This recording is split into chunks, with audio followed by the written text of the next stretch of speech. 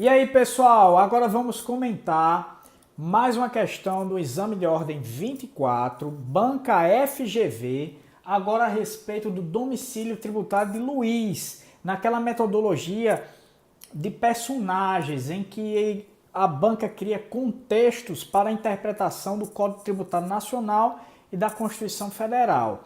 Vamos lá.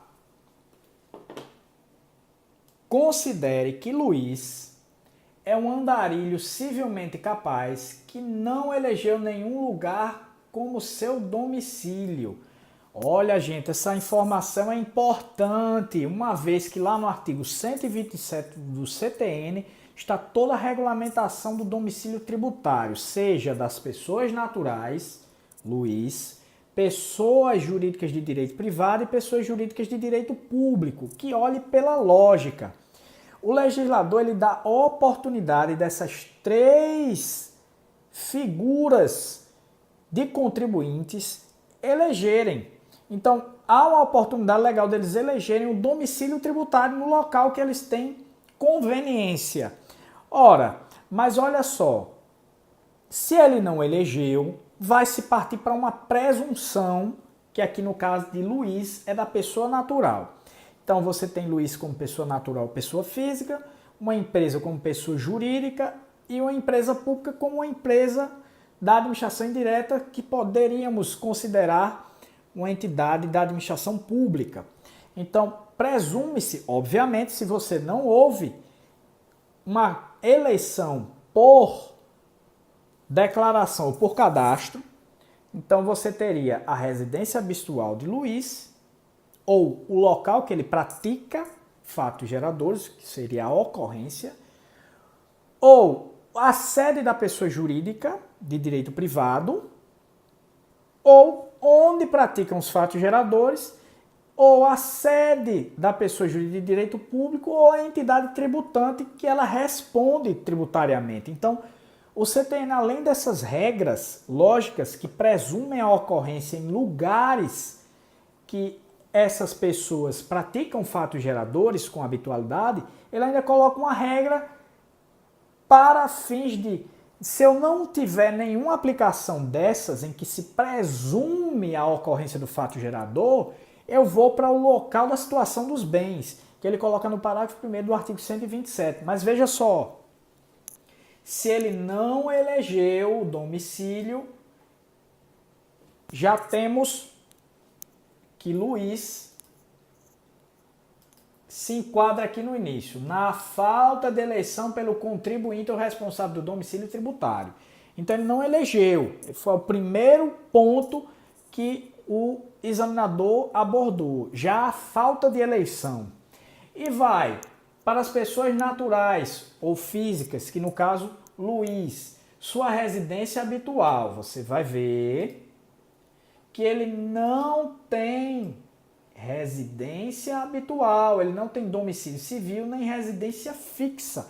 Então, além de não ter feito a eleição do foro, ele não tem residência fixa, nem um local onde pratica habitualmente fatos geradores e não desempenha habitualmente atividades em endereço certo, ou seja, não elegeu domicílio, não tem residência fixa e não tem um local onde pratica fatos geradores com habitualidade. Então é literalmente um andarilho, ele é um ambulante.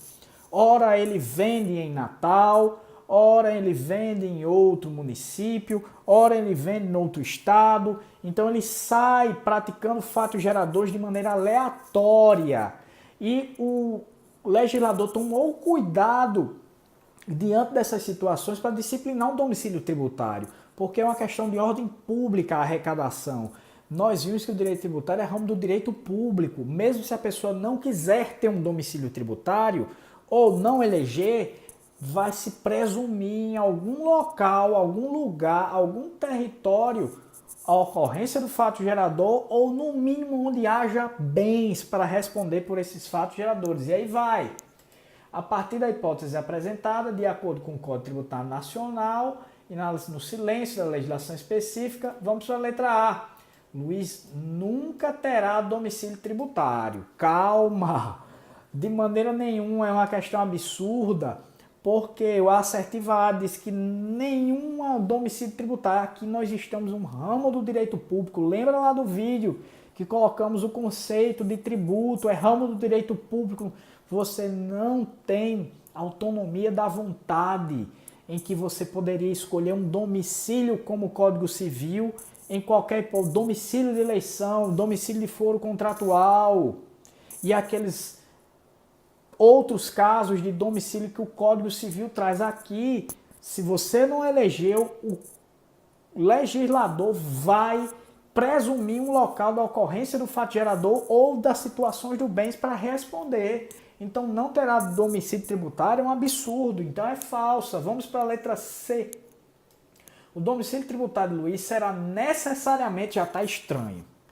Já está estranho. A gente viu no artigo 127 que é possível eleger. Se ele não elegeu o domicílio, ele vai para a residência ou domicílio onde ele mora. Nesse caso, ele não tem domicílio, nenhum lugar domicílio, nenhum local onde ele pratica os fatos de maneira habitual.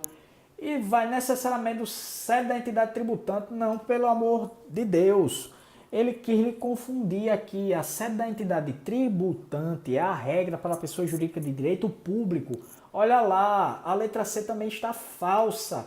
Quando entra a entidade tributante, é caso para a pessoa jurídica de direito público. Quando ela não houver uma eleição do foro, vem as pessoas jurídicas de direito público, qualquer das repartições no território. Mais uma vez, repartição é sede. Então, veja a lógica da presunção da ocorrência do fato gerador. Se você não eleger, presume-se no seu domicílio como pessoa física ou da prática habitual dos fatos geradores. Na pessoa jurídica de direito privado, a sede. Na pessoa jurídica de direito público, o local da repartição, sede, da mesma maneira. É lógico, é onde se presume a prática do fato gerador como domicílio. Ele já estava querendo lhe confundir pessoa jurídica de direito público com pessoa natural ou pessoa física. Não dá, está errada. E mais à frente, o domicílio, letra C, então está errada. Não tem. O domicílio de Luiz é pessoa natural e a entidade tributante, quando se refere a isso, é a pessoa jurídica de direito público. Absurda.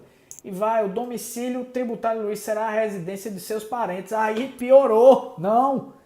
Não é essa assertiva. Se você viu, a gente viu o 127, a lógica dele.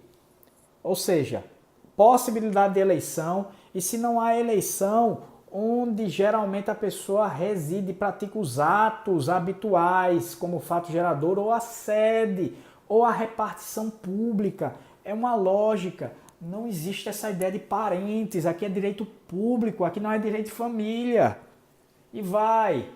O lugar da situação dos bens. Só essa ponta da assertiva no final que é enquadrável no parágrafo 1º do artigo 127.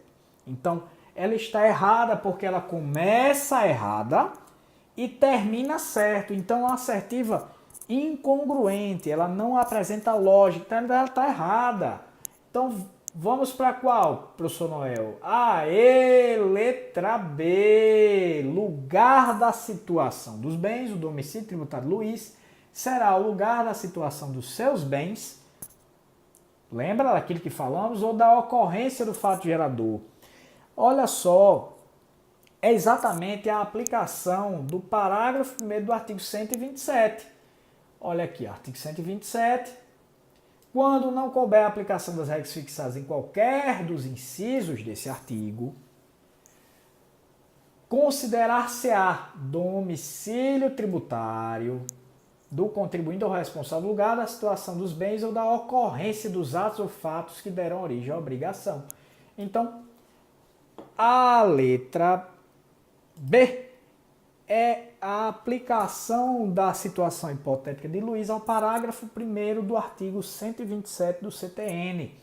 Ficamos por aqui com mais uma aula, comentar a questão da banca FGV-OAB e, se gostarem, compartilhem e também comentem, façam sugestões. Nós estamos aqui para atender e fomentar um material aqui no YouTube de maneira prática a seu raciocínio e você conseguir a tão sonhada carteira da OAB. Até mais!